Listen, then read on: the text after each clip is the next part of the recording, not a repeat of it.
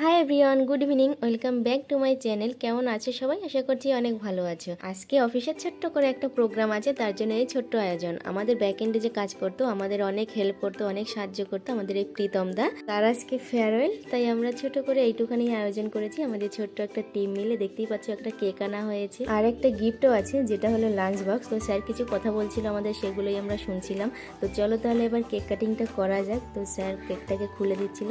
আর এই যে প্রীতম দাকে দেখতে পাচ্ছ, প্রীতম দা কিন্তু আমাদের সবার সাথে বন্ধুর মতোই ছিল, তাই আমরা দাদা বলেই ডাকতাম। আর কেক কাটার সময় কি হয় বলো তো, বেশিরভাগ সময় হ্যাপি বার্থডে বলা হয়। তো যখন কেক কাটিং হচ্ছিল আমরা বুঝতে পারছিলাম না, ভুল করে হ্যাপি বার্থডে বলে দিয়েছিলাম।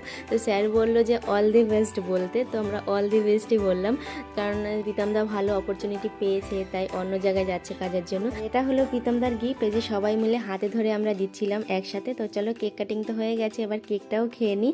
তো কেমন লাগলো ভিডিওটা তোমাদের অবশ্যই কমেন্ট করে জানাও, আর ভালো লাগলে একটা লাইক করে দাও।